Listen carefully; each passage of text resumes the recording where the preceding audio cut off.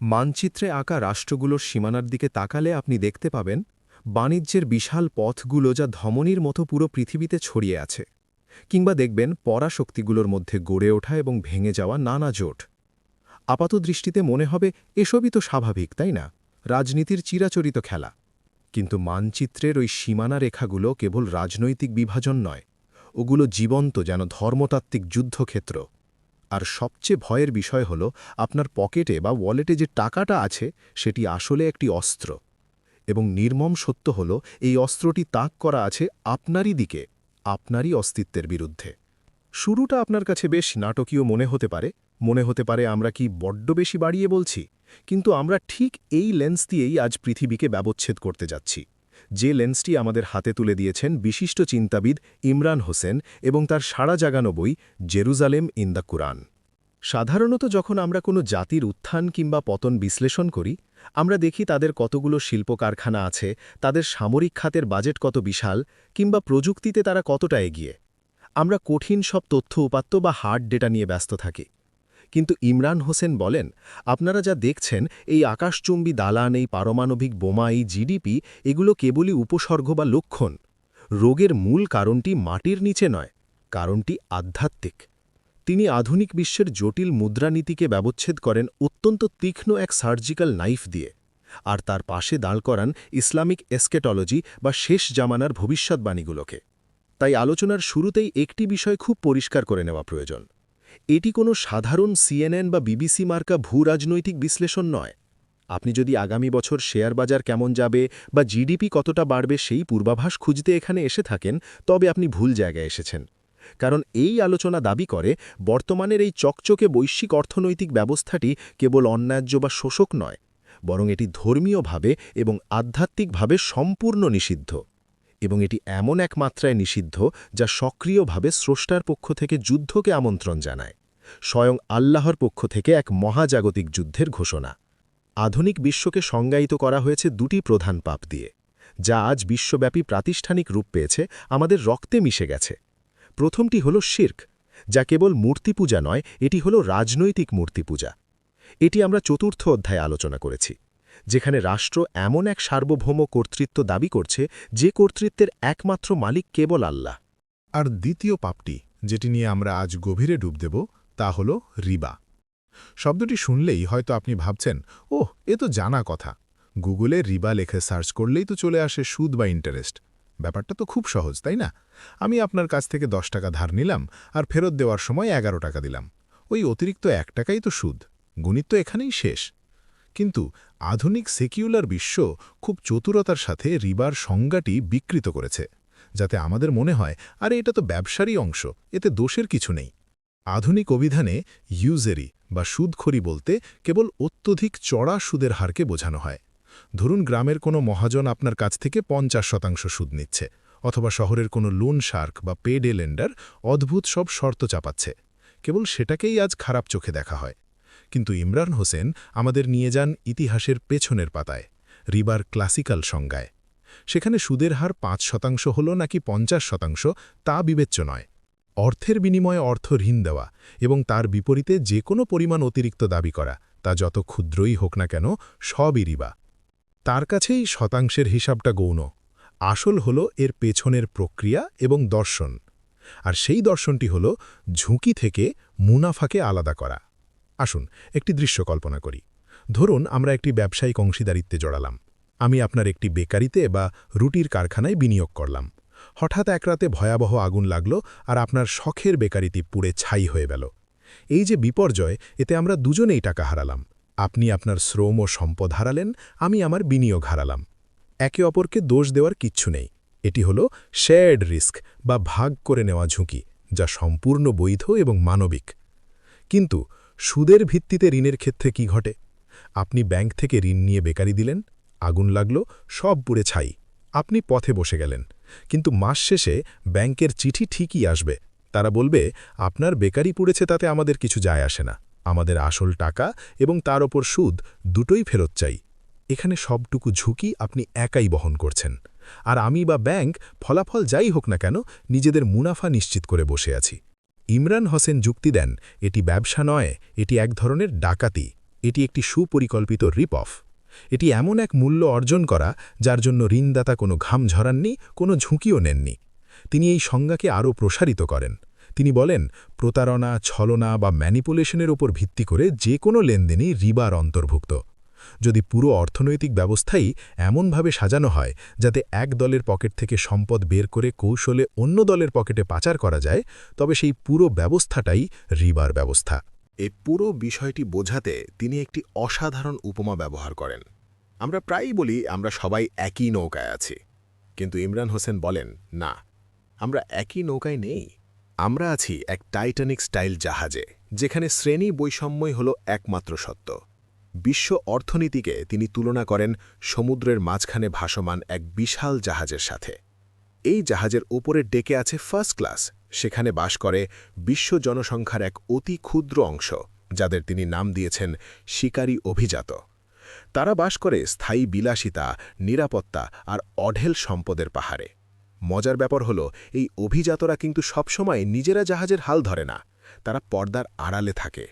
তারা তাদের প্রতিনিধির মাধ্যমে শাসন করে, তাদের অকল্পনীয় সম্পদ দিয়ে রাজনীতিকে পুতুলের মতো নাচায়। ইমরান হোসেন একে বলেন আর্থিক পতিতাবৃত্তি। আমরা সাধারণ মানুষ ভাবি গণতন্ত্র মানে আমাদের ক্ষমতা, আমরা ভাবি আমরাই ভোটের মাধ্যমে জাহাজের ক্যাপ্টেন নির্বাচন করছি। অথচ নির্মম সত্য হল, জাহাজের গতিপথ ঠিক করে তারাই যারা জাহাজের জ্বালানির মালিক। আর এই জাহাজের নিচের দিকে অন্ধকার হোল্ডে গাদাগাদি করে আছে মানবজাতির বিশাল অংশ। তারা আটকা পড়ে আছে এক অদৃশ্য দারিদ্র্যের কারাগারে। ওপরের তলায় যারা আছে তাদের জন্য পরিবেশন করা হয় পৃথিবীর সেরা অর্গ্যানিক খাবার, বিশুদ্ধতম মিনারেল ওয়াটার। আর নিচের তলায় যারা আছে তাদের জন্য বরাদ্দ জিএমও বা জেনেটিক্যালি মডিফাইড খাবার, বিষাক্ত রাসায়নিক মেশানো খাদ্য আর দূষিত পানি। ইমরান হোসেন এই অর্থনৈতিক বৈষম্যকে সরাসরি আমাদের জৈবিক অবক্ষয়ের সাথে যুক্ত করেন। গরিবরা কেবল গরিবই হচ্ছে না, তারা শারীরিকভাবেও দুর্বল ও রুগ্ন হয়ে পড়ছে। কিন্তু এই ব্যবস্থার সবচেয়ে ভয়ঙ্কর দিকটি শারীরিক নয়, মানসিক। সবচেয়ে বড় আঘাতটা লাগে হোল্ডে থাকা মানুষগুলোর মনস্তত্ত্বে। তারা কিন্তু বিদ্রোহ করছে না, তারা জাহাজের তলা ফুটো করে দিচ্ছে না। কেন? কারণ তাদের গেলানো হয়েছে মহাপ্রবঞ্চনা। পুরো সিস্টেমটি এমনভাবে ডিজাইন করা হয়েছে যাতে নিচের তলার মানুষগুলো সবসময় ওপরের তলায় সেই ফার্স্ট ক্লাসে যাওয়ার স্বপ্ন দেখে। তাদের শেখানো হয় আরেকটু পরিশ্রম করো, আরেকটা লোন নাও, তাহলেই তুমি ওপরে উঠতে পারবে। কিন্তু তারা জানে না ওপরের তলায় যাওয়ার সিঁড়িগুলো আসলে বন্ধ করে দেওয়া হয়েছে। সিস্টেম চায় তারা নিচেই থাকুক, ওপরে যাওয়ার স্বপ্ন দেখতে দেখতেই তাদের জীবন শেষ হয়ে যাক। কারণ সবাই যদি রাজা হয় তবে প্রজা হবে কে? সবাই যদি ফার্স্ট ক্লাসে থাকে তবে জাহাজের নোংরা কাজগুলো করবে কে? ইমরান হোসেনের মতে এমন অবিচারের উপর দাঁড়িয়ে থাকা জাহাজ ডুবে যাওয়ারই যোগ্য। কারণ এই কাঠামো সংস্কার করার বা ঠিক করার আর কোনো উপায় অবশিষ্ট নেই। তিনি শরীরের রক্ত সঞ্চালনের একটি দুর্দান্ত উপমা দেন। একটি সুস্থ শরীরে রক্ত প্রতিটি অঙ্গে, প্রতিটি কোষে সমানভাবে পৌঁছায়। কিন্তু যদি রক্ত কেবল হার্ট আর মস্তিষ্কের মধ্যেই ঘুরপাক খেতে থাকে আর হাত পায়ে না পৌঁছায়, তবে কি হবে? শরীরটি পচে যাবে, গ্যাংগ্রিন হয়ে মারা যাবে। আজকের বিশ্ব অর্থনীতি ঠিক তাই। সম্পদ কেবল ধনীদের ওই ক্ষুদ্র বলয়ের মধ্যেই ঘুরপাক খাচ্ছে, সাধারণ মানুষের কাছে পৌঁছাচ্ছে না। মুক্ত বাজার বা ফ্রি মার্কেট, যে শব্দটা আমরা প্রতিনিয়ত শুনি, তার কাছে এটি একটি মিথ, একটি রূপকথা। এটি আসলে আধুনিক দাসত্বকে আড়াল করার এক চতুর গল্প। ন্যূনতম মজুরি বা নিত্যপণ্যের মূল্য নিয়ন্ত্রণ, যেগুলোকে কেউ কেউ বাজারের বিকৃতি বলেন, আবার কেউ কেউ গরিবের সুরক্ষা কবচ মনে করেন, ইমরান হোসেনের কাছে এগুলো কেবলই নিয়ন্ত্রণের হাতিয়ার। এগুলো দেওয়া হয় যাতে জনগণ বিদ্রোহ না করে। তাদেরকে ঠিক ততটুকু খাবার দেওয়া হয় যাতে তারা বেঁচে থাকে এবং কাজ করতে পারে, কিন্তু ততটুকু দেওয়া হয় না যাতে তারা শক্তিশালী হয়ে শিকল ছিঁড়তে পারে। কিউবার বিপ্লবী হেফিদেল কাস্ত্রো একবার বিশ্ব অর্থনৈতিক ব্যবস্থার বিরুদ্ধে এক নুরেমবার্গ ট্রায়াল বা মহাবিচারের দাবি করেছিলেন, যেখানে এই অর্থনৈতিক অপরাধীদের বিচার হবে। অন্যদিকে আমেরিকার ধনকুবের হেনরি ফোর্ড সতর্ক করেছিলেন যে জনগণ যদি একবার বুঝে ফেলে ব্যাংকিং এবং আর্থিক ব্যবস্থা আসলে কিভাবে কাজ করে, তবে পরদিন সকালেই বিপ্লব ঘটে যাবে। কাস্ত্রো হয়তো সাম্রাজ্যবাদকে দোষ দেবেন, ফোর্ড হয়তো অব্যবস্থাপনাকে দোষ দেবেন, কিন্তু ইমরান হোসেন আঙুল তোলেন টাকার প্রকৃতির দিকে। তিনি দোষ দেন ফিয়াট কারেন্সি বা কাগজের টাকার এই প্রতারণামূলক ব্যবস্থাকে। এখানেই চলে আসে আসল টাকা বনাম কাগজের টাকার সংঘাত। তিনি একে বলেন সুন্না মুদ্রা বনাম সেকুলার মুদ্রা। সুন্না মুদ্রা হল স্বর্ণ ও রৌপ্য, যা আল্লাহ সৃষ্টি করেছেন এবং যার নিজস্ব সহজাত মূল্য আছে। আপনি যদি একটি স্বর্ণের মুদ্রা সমুদ্রের নিচে ফেলে দেন এবং ১০০ বছর পর তা খুঁজে পান, তবুও তার মূল্য থাকবে। কিন্তু ফিয়াট বা কাগজের টাকার কোনো নিজস্ব মূল্য নেই। এর মূল্য আসে সরকারি আদেশ থেকে, লেট ইট বি বা এটাই হোক। সরকার বলছে এই কাগজের টুকরোটার দাম ৫০০ টাকা, তাই এটা ৫০০ টাকা। আর যেহেতু এর কোনো নিজস্ব ভিত্তি নেই, তাই এটি খুব সহজেই হেরফের করা যায়, ম্যানিপুলেট করা যায়। আমরা যাকে মুদ্রাস্ফীতি বা ইনফ্লেশন বলি এবং ভাবি এটা অর্থনীতির একটা স্বাভাবিক নিয়ম, ইমরান হোসেনের কাছে তা স্বাভাবিক নয়। তার কাছে মুদ্রাস্ফীতি হল একটি পরিকল্পিত আইনি চুরি। একটু গভীরভাবে ভাবুন, ঈশ্বর সময় সৃষ্টি করেছেন, সময় একমাত্র ঈশ্বরের মালিকানাধীন। কিন্তু যখন এমন এক মুদ্রা ব্যবহার করা হয় যা সময়ের ব্যবধানে নিজের মূল্য হারায়, তখন আসলে সময়কে টাকায় রূপান্তর করার চেষ্টা করা হচ্ছে, যা শ্রমে চুরির নামান্তর। ধরুন ১৯৯০ সালে আপনি রক্ত পানি করা পরিশ্রমে যে টাকা জমিয়েছিলেন, ২০২৬ সালে সেই একই পরিমাণ টাকা দিয়ে আপনি তার অর্ধেক জিনিসও কিনতে পারবেন না। আপনার টাকা চোর চুরি করেনি, ডাকাত নেয়নি, কিন্তু তবুও আপনার জমানো শ্রমে অর্ধেক উধাও হয়ে গেছে। কোথায় গেল সেই মূল্য? এটি চলে গেছে তাদের পকেটে, যারা এই টাকার কলকাঠি নাড়ে। এটি হল বন্দুক ছাড়াই মানুষের সম্পদ শোষণের ইতিহাসের সবচেয়ে বুদ্ধিদীপ্ত উপায়। একে বলা যায় অদৃশ্য কর। কিন্তু ইমরান হোসেন সতর্ক করে দেন, এই ব্যবস্থারও একটি মেয়াদ আছে। এটি আসলে একটি বিশাল পঞ্জি স্কিম। আর পৃথিবীর সকল পঞ্জি স্কিমের শেষ পরিণতি একই। একসময় না একসময় এর জ্বালানি ফুরিয়ে যায়, আর তখন পুরো তাসের ঘরটি হুড়মুড় করে ভেঙে পড়ে। যারা ইতিহাসের গতিপথ একটু গভীরভাবে লক্ষ্য করেন, তারা জানেন ৭০ দশকের শেষ এবং ৮০ দশকের শুরুর দিকের ঘটনাগুলো ছিল এই আসন্ন বড় ভূমিকম্পের আগের ছোট ছোট সতর্কতামূলক কম্পন মাত্র। বিশেষ করে ১৯৮০ সালের জানুয়ারির সেই সময়টার কথা একবার কল্পনা করুন। গোটা যুক্তরাষ্ট্র তখন আক্ষরিক অর্থেই ধুঁকছে। একদিকে তীব্র মুদ্রাস্ফীতি, অন্যদিকে ভয়াবহ অর্থনৈতিক মন্দা, যাকে অর্থনীতিবিদেরা বলেন স্ট্যাগফ্লেশন। ঠিক সেই সময়েই হান্ট ব্রাদার্স রূপার বাজারকে নিজেদের কুক্ষিগত করার এক মুড়িয়া খেলায় মেতে উঠেছিল। বিশ্বজুড়ে তখন এক চরম ভূ রাজনৈতিক অস্থিরতা। মানুষ কাগজের ডলারের ওপর থেকে দ্রুত আস্থা হারিয়ে ফেলছে, আর এই আস্থাহীনতার সুযোগে সোনার দাম হু হু করে বেড়ে আউন্স প্রতি $850 পৌঁছে যায়। আজকের দিনে হয়তো এটা খুব স্বাভাবিক মনে হতে পারে, কিন্তু সেই সময়ের প্রেক্ষাপটে এটি ছিল প্রায় অকল্পনীয় একটি ঘটনা। ঐতিহাসিক দৃষ্টিকোণ থেকে এই ঘটনাটি কেবল সোনার দাম বাড়া ছিল না, এটি ছিল মার্কিন ডলারের মূল্যের এক ভয়াবহ পতন এবং সাধারণ মানুষের আস্থার এক গভীর সংকট। এখন আপনি যদি প্রচলিত অর্থনীতির বই বা বিশেষজ্ঞদের দিকে তাকান, তারা আপনাকে এক সুন্দর গোছানো গল্প শোনাবে। তারা বলবে, ফেডারেল রিজার্ভ তো হস্তক্ষেপ করেছিল।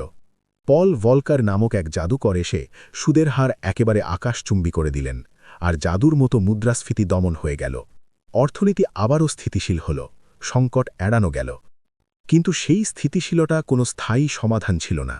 সেটি ছিল একটি মৃতপ্রায় অর্থনীতিকে দেওয়া সাময়িক এবং কৃত্রিম শ্বাসপ্রশ্বাস।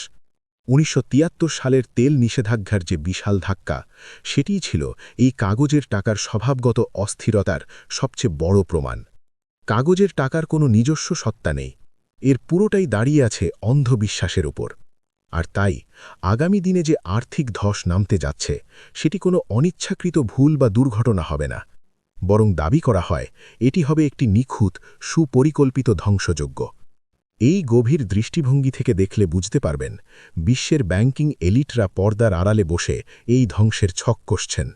তাদের চূড়ান্ত লক্ষ্য কি জানেন? তাদের লক্ষ্য হল বৈশ্বিক আর্থিক ক্ষমতার কেন্দ্রকে চিরতরে স্থানান্তরিত করা, আমেরিকা থেকে সরিয়ে অন্য কোথাও। হ্যাঁ, এটা সত্য যে আমেরিকান ডলার আজ সারা বিশ্বের রিজার্ভ কারেন্সি। তারা অর্থনীতির রাজা। কিন্তু বৃহত্তর এই মাস্টার প্ল্যানে আমেরিকা হল কেবল একটি দাবার ঘুঁটি। যেদিন তাদের প্রয়োজন ফুরিয়ে যাবে, যেদিন নতুন ব্যবস্থা পুরোপুরি প্রস্তুত হয়ে যাবে, ঠিক সেদিনই ডলারের পেছন থেকে সমস্ত সমর্থন নির্দয়ভাবে তুলে নেওয়া হবে। এরপর ইসরায়েলকে কেন্দ্র করে এক নতুন আর্থিক ব্যবস্থার উন্মোচন করা হবে, যাকে রাজনৈতিক বিশ্লেষকরা শাসক রাষ্ট্র বা রুলিং স্টেট তত্ত্বগুণে ডাকেন।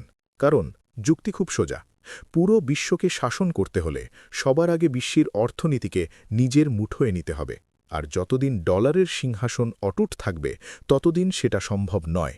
তাই যেদিন ডলার আর কাগজের মুদ্রা ধসে পড়বে, সেদিন যে শক্তি নতুন ডিজিটাল বা ইলেকট্রনিক আর্থিক নেটওয়ার্কের সুইচ কন্ট্রোল করবে, তারাই হবে এই পৃথিবীর নতুন ঈশ্বর। আর এই নতুন ব্যবস্থায় ডিজিটাল মুদ্রা বা নগদহীন সমাজকে দেখা হচ্ছে মানুষের জন্য তৈরি করা চূড়ান্ত এক খাঁচা হিসাবে। একবার ভেবে দেখুন, যেদিন আপনার হাতের ভৌত নগদ অর্থ চিরতরে বিলুপ্ত হয়ে যাবে, যেদিন আপনার সমস্ত সম্পদ কেবল কম্পিউটারের সার্ভারে থাকা কয়েকটি ডিজিট বা সংখ্যায় পরিণত হবে, সেদিন আপনার স্বাধীনতা বলে আর কিছু থাকবে না। সিস্টেমের অনুমতি ছাড়া আপনি এক টুকরো রুটি পর্যন্ত কিনতে পারবেন না, বিক্রিও করতে পারবেন না। যদি আপনি তাদের বিরুদ্ধাচরণ করেন, শুধু একটা বাটন প্রেস করেই আপনাকে সমাজ থেকে মুছে ফেলা যাবে। এটাই হলো পূর্ণ নিয়ন্ত্রণ, এটাই তাদের শেষ খেলা। আর ঠিক এখান থেকেই আমাদের আলোচনা অর্থনীতি ও ভূরাজনীতির গণ্ডি পেরিয়ে সরাসরি প্রবেশ করে ধর্মতত্ত্বে। কারণ এই যে বিশাল আর্থিক জালিয়াতি বা নিয়ন্ত্রণের খেলা, এটি কেবল ক্ষমতা বা সম্পদের কোনো সাধারণ লড়াই নয়। আধ্যাত্মিক দৃষ্টিকোণ থেকে একে সরাসরি স্রষ্টার বিরুদ্ধে এক ঘোষণা করা যুদ্ধ হিসেবে ব্যাখ্যা করা হয়।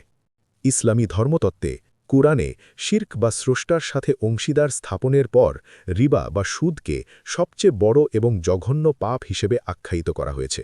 কিন্তু কেন একটি অর্থনৈতিক লেনদেনকে হত্যার চেয়েও ভয়ঙ্কর বলা হয়? একটু গভীরভাবে চিন্তা করুন। একজন মানুষ যখন খুন হয়, তখন কেবল একটি প্রাণ ঝরে যায়। কিন্তু রিবা বা সুদ, এটি পুরো সমাজকে ভেতর থেকে কুরে খায়। এটি কেবল অর্থনৈতিকভাবেই নয়, আধ্যাত্মিকভাবেও একটি জাতিকে ধ্বংস করে দেয়। নবী মুহাম্মদ সাল্লাল্লাহু আলাইহি ওয়াসাল্লামের একটি বিখ্যাত হাদিসে বলা হয়েছে, রিবার ৭০টি স্তর বা অংশ আছে, এবং এর সবচেয়ে ক্ষুদ্র বা সাধারণ অংশটি হল নিজের জন্মদাত্রী মায়ের সাথে ব্যভিচারে লিপ্ত হওয়ার সমতুল্য। কতটা ভয়ঙ্কর এই উপমা! কেন এমন চরম একটি উদাহরণ ব্যবহার করা হলো?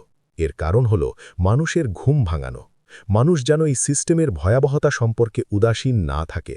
ঠিক যেভাবে অজাচার বা ইনসেস্ট একটি পরিবারের পবিত্রতা এবং অস্তিত্বকে ধ্বংস করে দেয়, ঠিক একইভাবে রিবা বা সুদের ব্যবস্থা একটি সমাজকে নিজের ভেতর থেকেই গ্রাস করে, গরিবকে আরও নিঃস্ব করে এবং ধনীদের করে তোলে অসীম ক্ষমতার অধিকারী। আরেকটি ভবিষ্যৎবাণী আমাদের বর্তমান সময়ের এক নির্মম বাস্তবতার সামনে দাঁড় করিয়ে দেয়।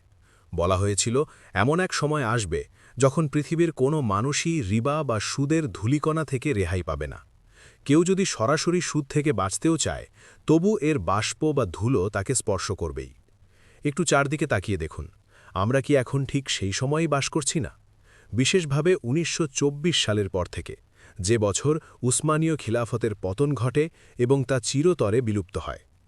খিলাফতকে দেখা হতো মুসলিম বিশ্বের ওপর থাকা একটি প্রতিরক্ষামূলক ঢাল হিসেবে। যখনই সেই ঢাল সরিয়ে নেওয়া হলো, বৈশ্বিক ব্যাংকিং ব্যবস্থা এক ক্ষুধার্ত নেকড়ের মতো মুসলিম বিশ্বের প্রতিটি বাজার, প্রতিটি গলিপথ, এমনকি প্রতিটি ঘরের ভেতরে প্রবেশ করতে সক্ষম হল। আজ পরিস্থিতি এমন দাঁড়িয়েছে যে বাজার থেকে এক টুকরো রুটি কিনতেও আপনাকে পরোক্ষভাবে এই ব্যাংকিং ব্যবস্থার অংশ হতে হয়। মানুষ আজ অনিচ্ছায় হলেও সেই সুদের ধূলিকণায় শ্বাস নিচ্ছে। আর ঠিক এই কারণেই কুরআনের সূরা বাকারার ২৮৯ নম্বর আয়াতটি এত প্রাসঙ্গিক হয়ে ওঠে, যেখানে বলা হয়েছে, যারা সুদ ছাড়ে না, এটি তাদের প্রতি আল্লাহ ও তার রসুলের পক্ষ থেকে সরাসরি যুদ্ধের ঘোষণা। আর মনে রাখবেন, এই যুদ্ধ কোনো রূপক বা মেটাফর নয়, এটি এক বাস্তব এবং ভূরাজনৈতিক ধ্বংসযজ্ঞের প্রতিচ্ছবি। ইতিহাস আমাদের সেই সাক্ষ্যই দেয়। উদাহরণ হিসেবে নেবুচাঁদনেজারের মাধ্যমে জেরুজালেমের প্রথম মন্দির ধ্বংসের ঘটনাটি দেখুন।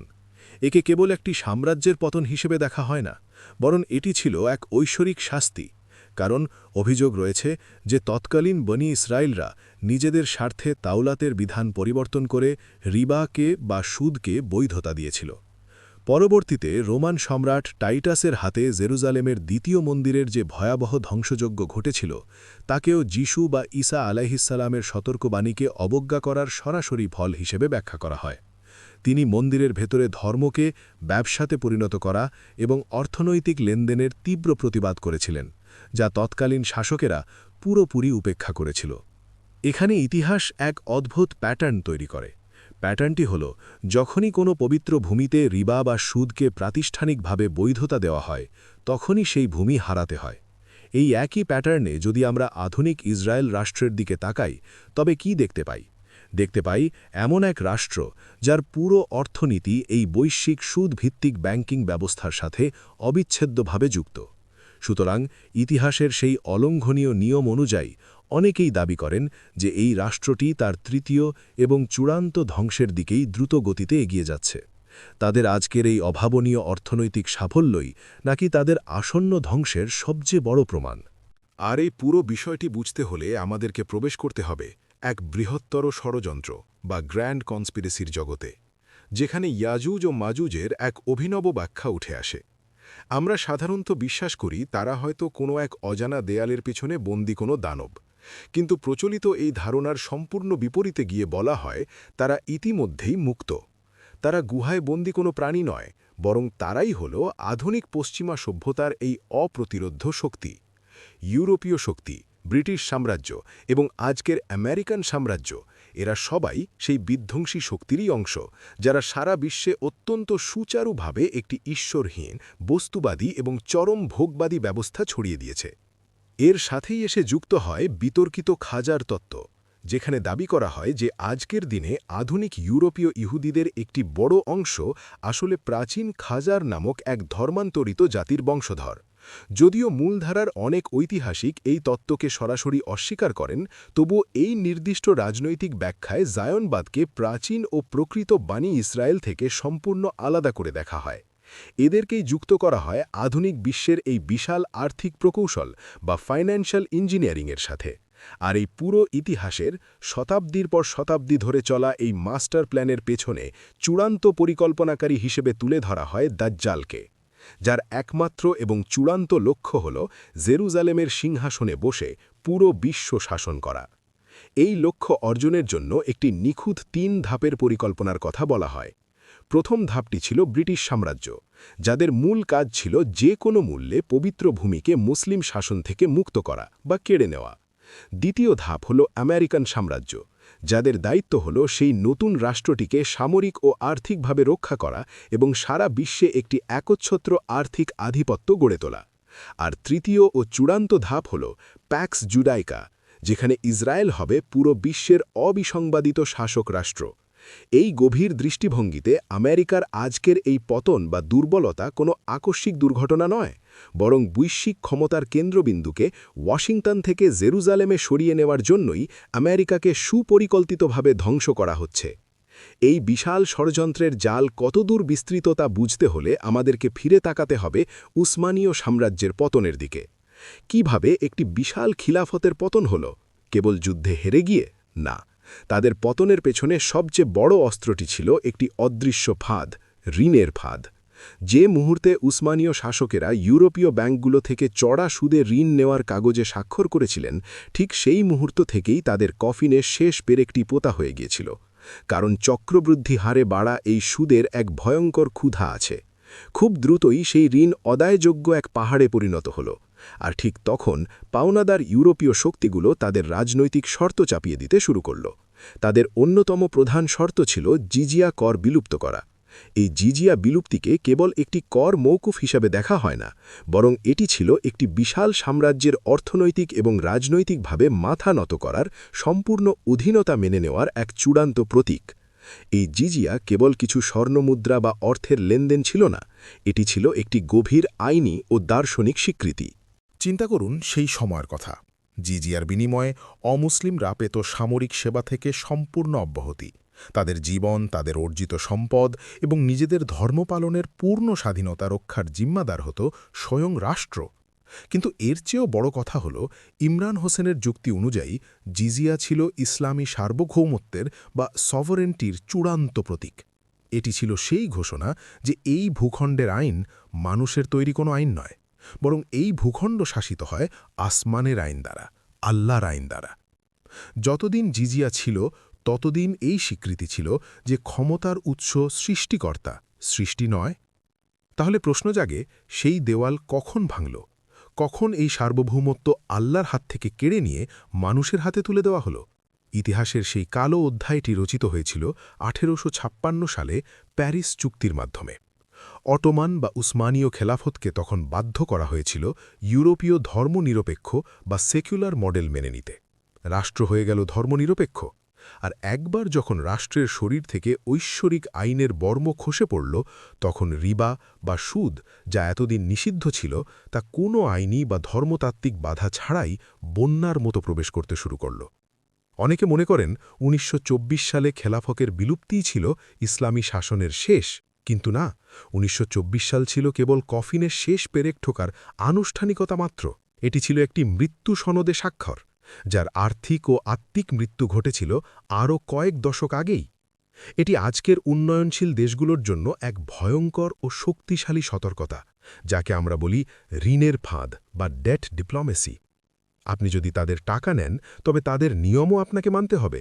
আর তাদের নিয়ম মানার শেষ পরিণতি হল নিজস্বতা হারিয়ে ফেলা, নিজের আত্মা বা রুহকে বিসর্জন দেওয়া। পঞ্চম অধ্যায়, ভবিষ্যৎবাণীর সময়রেখা। পবিত্র কোরআনের শেষ ওহী কোনটি ছিল? দীর্ঘ 23 বছর ধরে ওহী নাজিল হয়েছে। নামাজ, রোজা, হজ, জাকাত, পারিবারিক আইন, যুদ্ধ ও শান্তির বিধান সবকিছু পূর্ণতা পেয়েছে। কিন্তু পণ্ডিতদের মধ্যে বিতর্ক থাকলেও একটি অত্যন্ত শক্তিশালী হাদিস ও ঐতিহাসিক প্রেক্ষাপট আমাদের লোমহর্ষক এক তথ্যের সামনে দাঁড় করায়। নবী মোহাম্মদ সাল্লাল্লাহু আলাইহি ওয়াসাল্লামের মৃত্যুর ঠিক আগ মুহূর্তে আসমান থেকে যে শেষ সতর্কবাণীটি এসেছিল, তা কোনো ইবাদত বা আচার অনুষ্ঠান নিয়ে ছিল না। সূরা বাকারার সেই আয়াতগুলো ছিল রিবা বা সুদের বিরুদ্ধে চূড়ান্ত নিষেধাজ্ঞা। একটু ভাবুন তো বিষয়টি।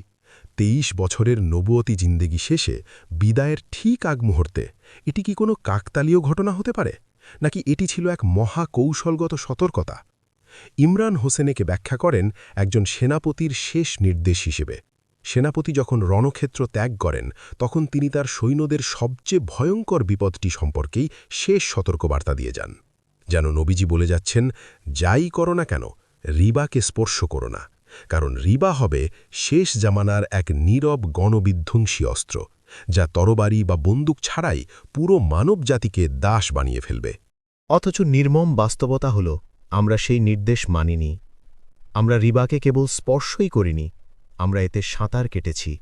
এর উপর আমাদের পুরো সভ্যতা গড়ে তুলেছি। আর আজ বিশ্বজুড়ে অর্থনৈতিক ধস আর বৈষম্যের যে আগুন জ্বলছে, তা সেই নির্দেশ অমান্য করারই চড়া মূল্য। এরপর আমাদের আলোচনা মোড় নেয় বর্তমান সময়ের জিওপলিটিক্স বা ভূরাজনীতির দিকে। আধুনিক বিশ্বে ইন্টারফেথ ডায়ালগ বা আন্তধর্মীয় সংলাপের কথা খুব শোনা যায়, কিন্তু যেখানে চোখের সামনে একটি জাতির ওপর সক্রিয় নিপীড়ন চলছে, সেখানে চায়ের টেবিলে বসে মিষ্টি আলাপ কি আদৌ কোনো সমাধান আনতে পারে? পবিত্র ভূমির দখল যতদিন বিদ্যমান, ততদিন সংঘাত অনিবার্য। আর এই সংঘাতের প্রেক্ষাপটেই উঠে আসে সেই বিখ্যাত ও বিতর্কিত ভবিষ্যৎবাণী পাথর ও গাছের কথা। বলা হয়েছে, শেষ জমানায় এমন এক যুদ্ধ হবে যেখানে পাথর ও গাছ কথা বলে উঠবে। ইমরান হুসেইন এই টেক্সটটিকে কেবল আক্ষরিক অর্থে দেখেন না, বরং এর রূপক ও রাজনৈতিক ব্যাখ্যাও আমাদের সামনে তুলে ধরেন। পাথর, যা ফিলিস্তিনি ইন্তিফাদার পাথরের যুদ্ধের প্রতীক, যেন খোদ জমিন নিজেই দখলদারিত্বকে প্রত্যাখ্যান করছে। আর গাছ, ফিলিস্তিনের প্রাচীন জলপাই বাগানগুলো, যা সংঘাতের কারণে ধ্বংস হচ্ছে প্রতিনিয়ত। কিন্তু এই ভবিষ্যৎবাণীতে একটি গাছের কথা বলা হয়েছে যা নীরব থাকবে, গারকাদ। এটি ইহুদিদের গাছ। অবাক করা বিষয় হল, বর্তমান ইসরায়েলে এই গারকাদ গাছ লাগানোর এক বিশাল প্রকল্প আমরা দেখতে পাই। কেউ একে সাধারণ বনায়ন হিসেবে দেখেন, আবার যারা ভবিষ্যৎবাণীর ভাষা বোঝেন, তারা একে দেখেন সেই চূড়ান্ত দিনের প্রস্তুতি হিসেবে, যেন উভয় পক্ষই জানে সামনে কি আসছে। এই মহাকাব্যিক সংঘাতের মধ্যেই উঠে আসে খোরাসানের প্রসঙ্গ। খোরাসান ইতিহাসের এক রহস্যময় অঞ্চল, যা আজকের আফগানিস্তান, পাকিস্তান, ইরান ও মধ্য এশিয়ার অংশ জুড়ে বিস্তৃত। ভবিষ্যৎবাণী বলে, এই অঞ্চল থেকেই কালো পতাকা বহনকারী এক সেনাবাহিনী বের হবে, যারা জেরুজালেম মুক্ত করবে। কেন খোরাসান? কারণ শতাব্দীর পর শতাব্দী ধরে এই অঞ্চলটি বিদেশি আগ্রাসনের বিরুদ্ধে এক দুর্ভেদ্য দুর্গ হিসেবে দাঁড়িয়ে আছে। ইমরান হুসেইন এই অঞ্চলের ক্রমাগত যুদ্ধ ও প্রতিরোধকে ব্যাখ্যা করেন শুদ্ধ করার আগুন হিসেবে। লোহাকে যেমন আগুনে পুড়িয়ে ইস্পাত তৈরি করা হয়, তেমনি এই অঞ্চলের মানুষকে ইতিহাসের চাকা ঘোরানোর জন্য প্রস্তুত করা হচ্ছে। এত সব ধ্বংস, যুদ্ধ আর অর্থনৈতিক দাসত্বের মাঝে একজন সাধারণ মানুষ এখন কি করবে? আমাদের কি কেবল হাত গুটিয়ে বসে থাকার কথা, নাকি কোনো পথ খোলা আছে? এখানেই আসে গুহা কৌশলের ধারণা। তবে এটি কোনো পাহাড়ি গুহায় পালিয়ে যাওয়ার কথা নয়। আজকের মুসলিম নেতৃত্বকে ইমরান হুসেইন প্রায়শই নকলনবিশ মানুষ বলে অভিহিত করেন, যারা পশ্চিমকে অন্ধভাবে অনুকরণ করে, যারা বস্তুজগৎ দেখেন কিন্তু আধ্যাত্মিক অন্ধত্বে ভোগেন। এমনকি আধুনিক ইসলামিক ব্যাংকিংকেও তিনি বলেছেন পেছনের দরজা দিয়ে আসা রিবা।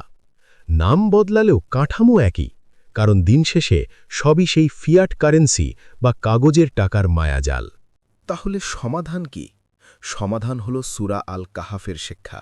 আসহাবে কাহাফের যুবকরা যেমন সমাজ থেকে বিচ্ছিন্ন হয়ে নিজেদের ঈমান বাঁচিয়েছিলেন, আজকের যুগেও প্রয়োজন সেই বিচ্ছিন্নতা। তবে তা হতে হবে কৌশলগত।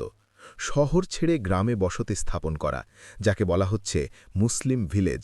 সেখানে থাকবে প্রাকৃতিক পানির উৎস, নিজেদের উৎপাদিত বিষমুক্ত খাবার এবং সবচেয়ে গুরুত্বপূর্ণ, কাগজের টাকার বদলে স্বর্ণ, রৌপ্য, দিনার, দিরহাম ভিত্তিক একটি স্থানীয় অর্থনীতি।